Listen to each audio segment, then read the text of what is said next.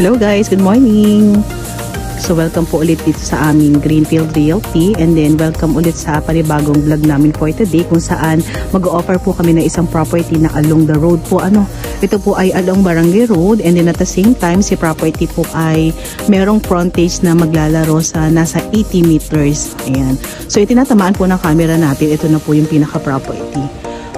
So bago tayo pumasok, syempre po as always, paki-like, paki-share and subscribe sa ating YouTube channel, and then paki-pindot po yung ating notification bell para lagi po tayo updated sa mga properties na i-upload po natin.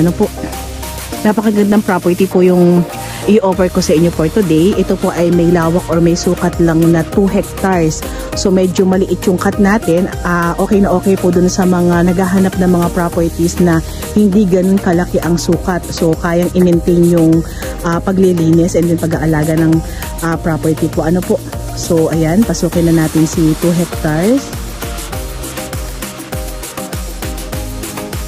Kung magustuhan nyo po si property, meron po kaming numero sa taas ng yung screen. So call na lang po kami and message para po kung sakaling magustuhan nyo, mapareserve nyo po si property. So kompleto po tayo Meron po tayong kuryente dito sa may pinaka barangay road na. So tabing-tabi po tayo ng pupukuhanan ng ating kuryente. Ayan po. So tayo mahihirapang mag-connect dyan. So pasok tayo kay property.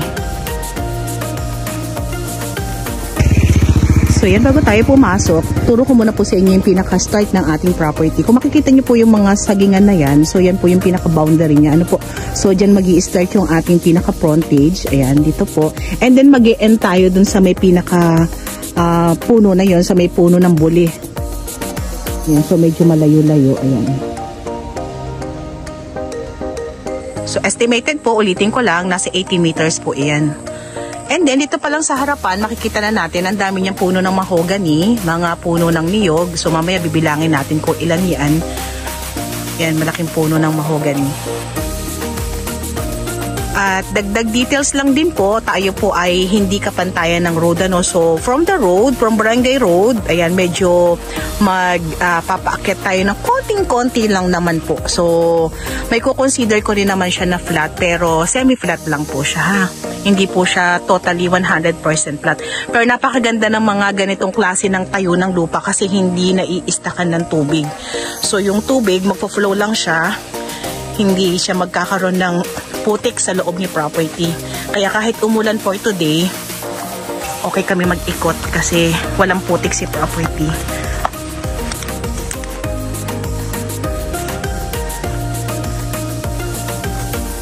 Medyo may kasukalan po si 2 hectares pero hindi naman ganun kasukal kasi hindi naman damo yung sukal nito kundi yung mga maliliit na mga kahoy.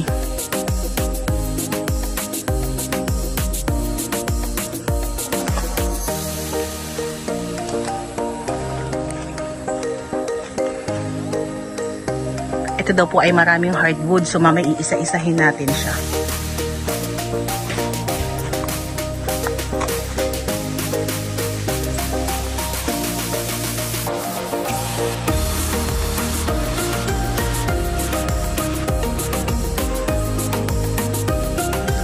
Kagandahan kay property, yung road niya from provincial road ay hindi man siya sementado pero ang laki nung pinaka lawak nung lapad nung pinakakalsada. Po.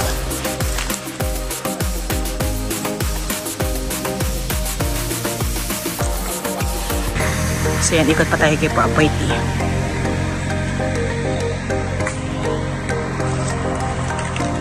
Maraming bayabas. So mga hardwood lang po yung mga nakatanim and then niyog po, wala pa tayo nakikita mga fruit bearing.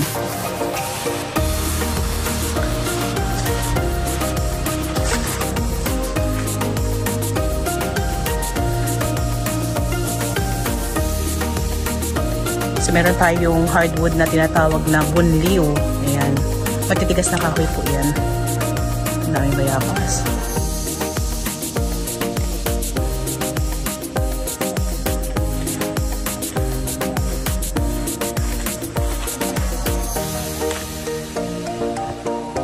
So yan, kasama yung mga hardwood na yan. Hindi na ako familiar ko anong kahoy yan. Ayun, ang laki. Laki ng mga hardwood dito. And then si property po ay may nakatanim na nasa 300 kapuno ng niyog. So hindi na siya ganun karami kasi mas marami yung tanim niyang hardwood. Ayan, ang lalaki oh.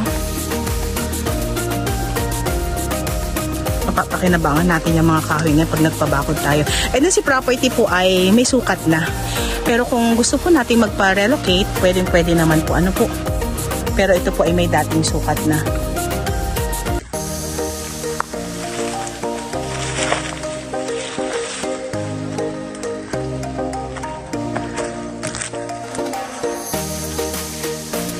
Ayan, may puno tayo ng santol.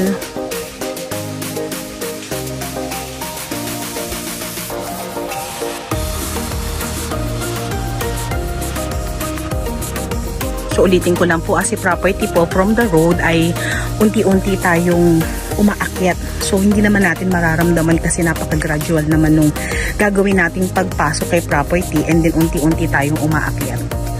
So okay lang naman siya. Hindi siya ganun kahirap ikutin.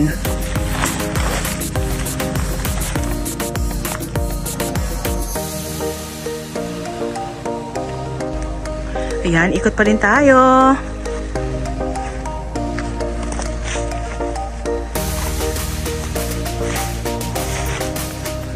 Tayo po ay nasa 8 kilometers para makalabas po tayo ng ating pinaka-provincial road. Ano? And then yung 8 kilometers naman na yun, maganda naman po yung daan niya. Even hindi pa siya sementado, pero malapad nga po yung road. So, okay na okay naman po ang 4 wheels natin.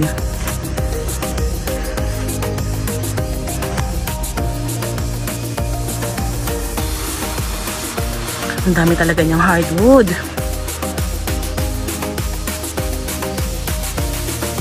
Ikasukalan po si property.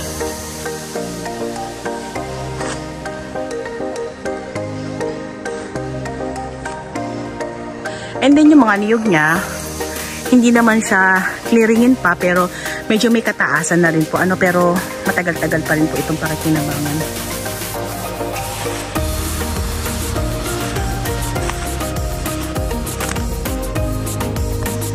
Ayan. So si property po ay TCT title, and then patay po yung nagbebenta. So patay na po yung nasa title po natin. Ano po? Ang mga anak na lang po yung nagbebenta nitong si 2 hectares. And then, in-explain na rin po nila sa amin na kung sakaling magkaroon ng bentahan, sila po ay sasagot ng capital gain tax and then yung estate tax. Maliban po doon ay wala na po. Ano po? So, si buyer na po ang mag-shoulder ng ating transfer and then yung ating pagpapatitulo po. Ano po?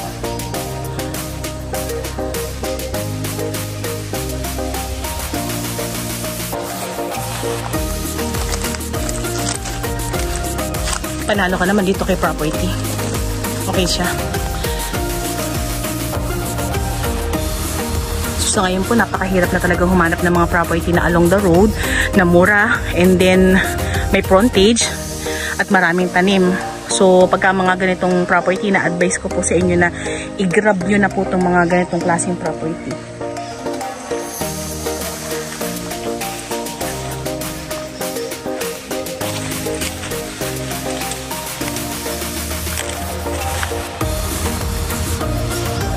Kami niyog dito.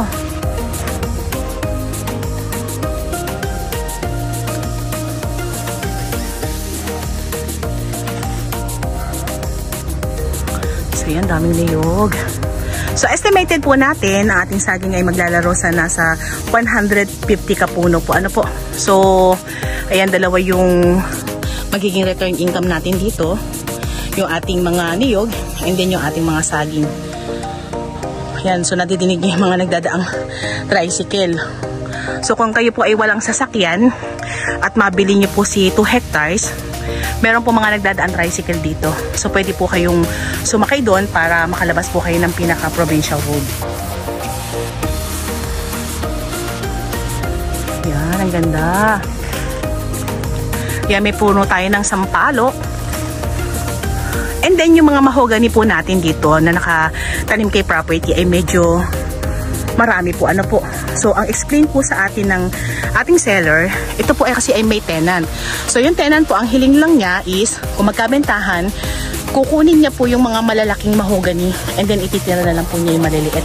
So, yun na lang daw po yung hinihiling niyang bayad kay seller po. Ano po? So, nagkasundo naman na po sila. Ayan, ikot pa rin tayo. So, hindi na tayo mapapanglaw kay property kasi marami ng mga kapitbahay dito. At marami mga nagdadaan dito.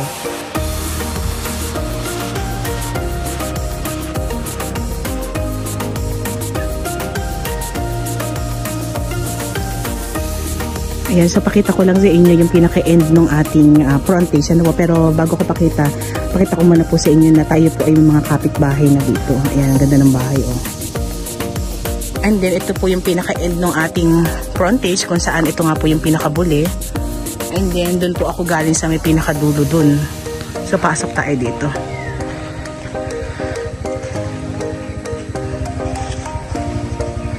Ayan, meron tayong isang malaking puno ng langka. And then, nandito yung karamihan ng mga niyog.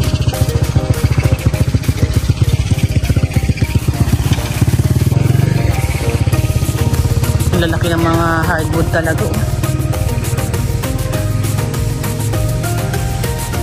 Dahil may frontage po tayo, pasok na pasok po ang ating sasakyan. Ano po? Ang dami nagdadaan.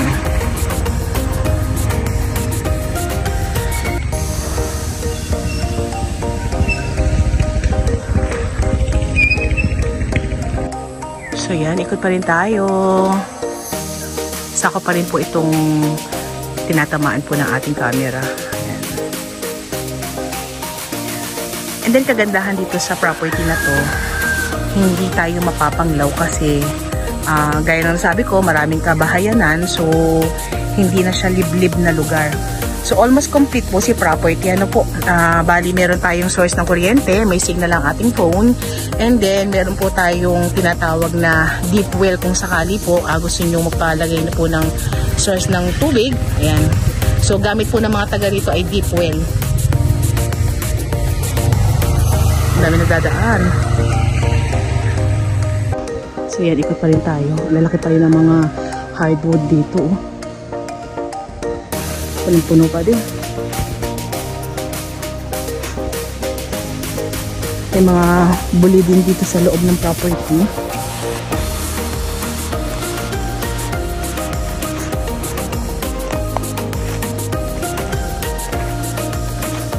Lalaki ng mga hardwood.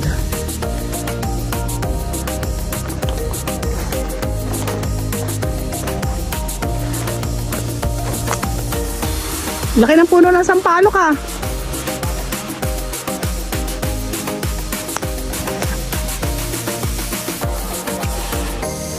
Nasa isa pa. So bukod po dun sa sinasabi ko sa inyo, pwedeng nating pagtayuan ito ng deep well. So merong tinuturo yung ating guide na merong nakapaloob din kay property na sata. So tunguhan natin. Hindi na ako. Kaya may mga dalong yan tayo. Kamansi. Yan po yung mga ginugulay dito sa Quezon. Laki ng buli.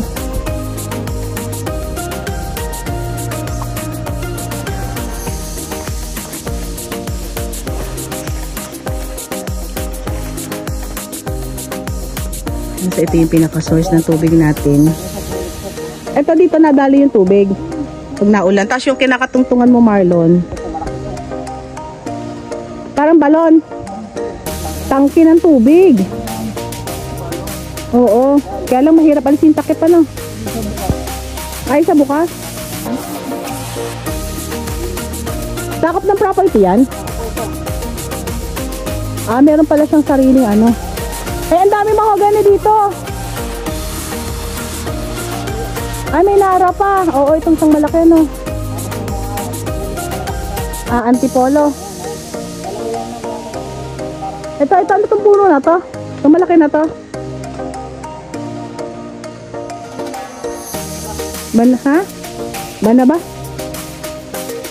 So, ito po yung isang bukas na kuha na ng tubig. Ang lalim.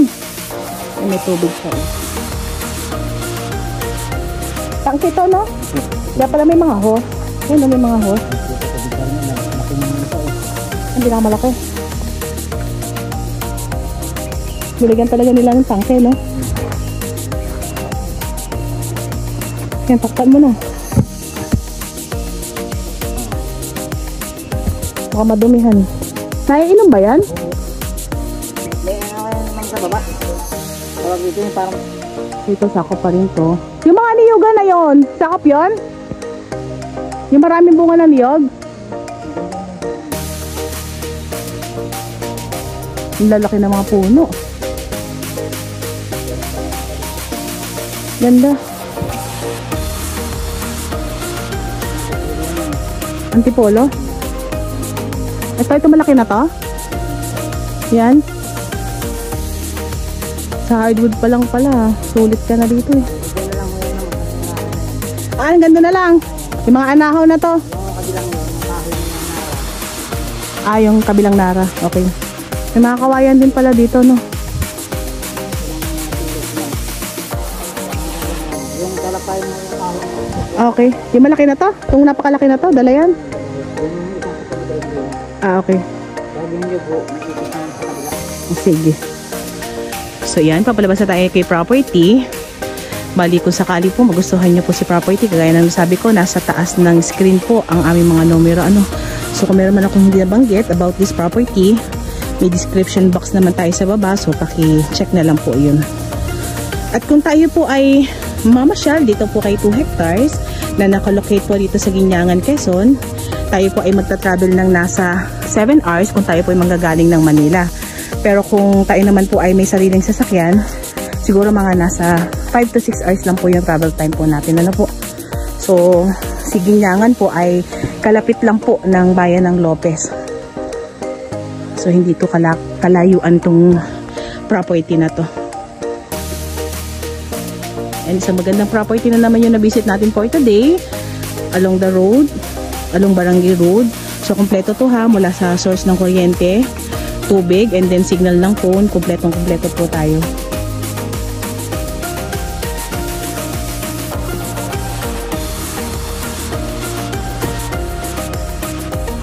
Medyo pababa na tayo. Yan yung road natin. So, by the way, it's me again, Olive. Dito po sa Greenfield Realty. Ayan, avail na kayo mga kapamlat.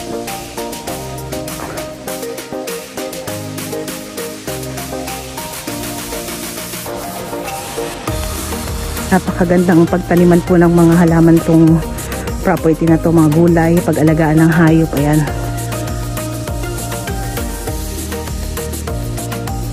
Tabi-tabi tayo ng Barangay Road. Ayan po.